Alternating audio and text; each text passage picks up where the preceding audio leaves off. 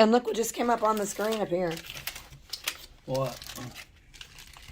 Yeah, I built that truck for 5 years, ladies and gentlemen, and she was a beauty. I had like 200 grand wrapped up in it. That trailer, I was the only person that ever pulled it. I got it brand new from the factory.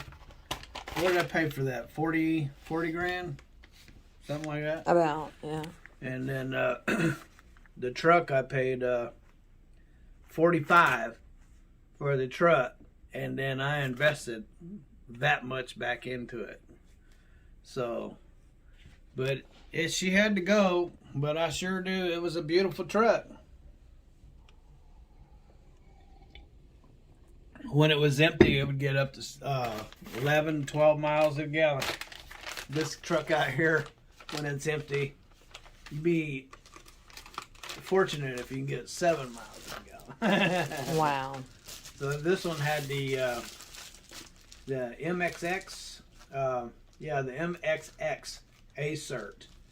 And the reason why I said those initials is that the emissions motors had different initials, and some of those emission motors were different and they ran different, and so they had different emissions on them. So, but this MXX A-Cert motor, so it had the 2 turbos and it had the actuators on the valves, and that's it. That's all it had. And only when I first got it, the motor only had about 200,000 miles on the overhaul from Freightliner, and you mean Peterbilt? no, Freightliner built it. Oh. Anyway, and they're in Canton, Ohio. So anyway, the rocker arm assembly, Jake brake housing busted in 2, and so that motor had a defect from the factory, and they replaced the bolts on the top end that holds that Jake brake housing. They replaced the bolts and they replaced the Jake brake housing, and they would all been replaced except for on that one in the back. Well, that one that they didn't replace, it cracked in 2 and came through the valve cover itself. So I got that replaced. That was right after I got it. I mean, I didn't have it 2 weeks when I did that. And then after that, a couple years later, it started fouling out the actuators, and I would buy actuators and put them in there, and them things wasn't cheap, and it would still foul out anyway. And come to find out, I talked to a tech, and he says the wiring harness that's up on top of that motor, it gets a lot of heat up there. Well, that wiring harness gets hard and fragile, and it gets hairline cracks in it. And so after so many miles, you need to replace it. So that was a lot of work. I'd take the whole freaking top of the motor apart, put in that wiring harness. Once I put that in there, man, I didn't have no problems with that thing at all. I put a clutch in it and a starter and that Jake brake housing and the wiring harness. And that's the only, and that's the one that the U-boat was stretched on it, remember? Oh, yeah. And the reason why the U-boat, ladies and gentlemen, stretches because, see, whoever had this truck before I did ran it to the ground. And it needed new rear ends because they didn't put oil in the rear ends. And so they put new rear ends in it, but they didn't torque it right or whatever, the U-bolts. And so I was in McKinney, Kansas, right below Salina, Kansas. And I went to pull out of there, and it felt really weird. And I looked in the mirror, and I could see something going on. It didn't look right, so I got out. And I had those fenders on it, and the front axle was moving back up against the fender. And I go, oh, well, that ain't good. So I backed it back up and looked down there, and the U-boat had snapped on that front axle. And I'm sure a lot of you have heard the story. But anyway, so I was in a hurry, and so I decided to have a shop fix it. And the first shop that I took it to at the TA, they said they couldn't handle it.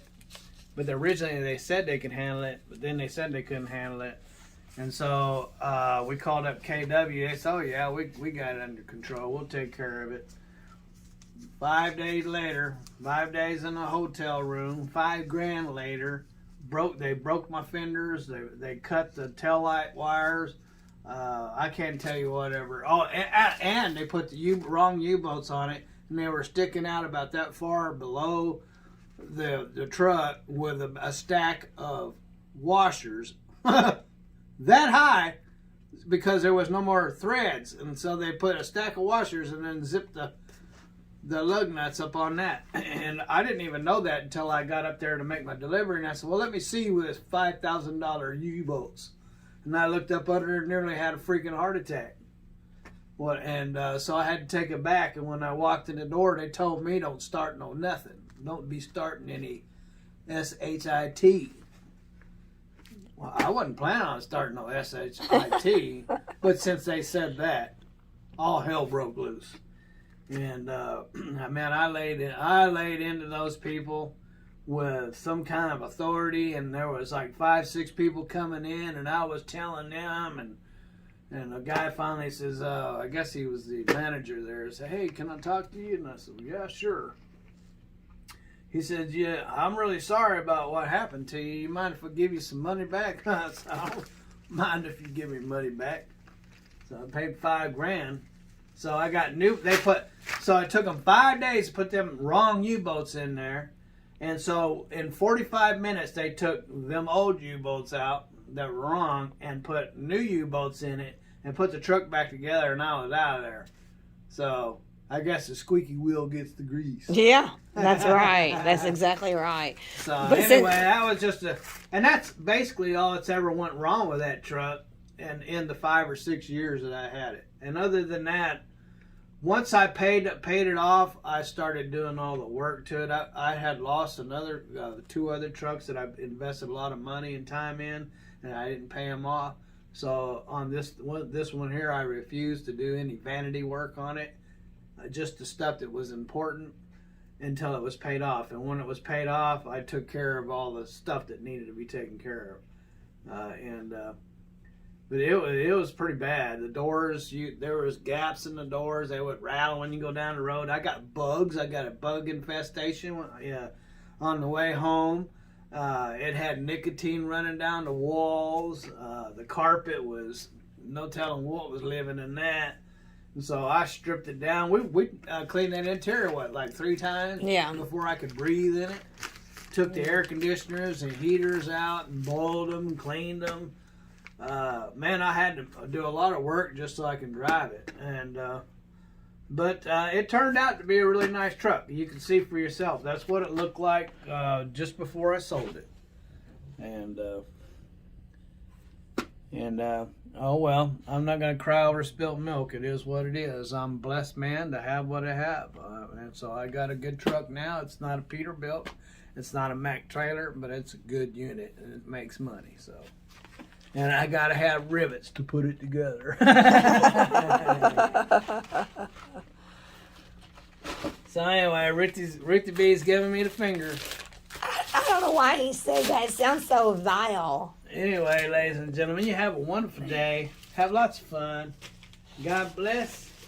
Don't you wish you had some pink dash lights? And later.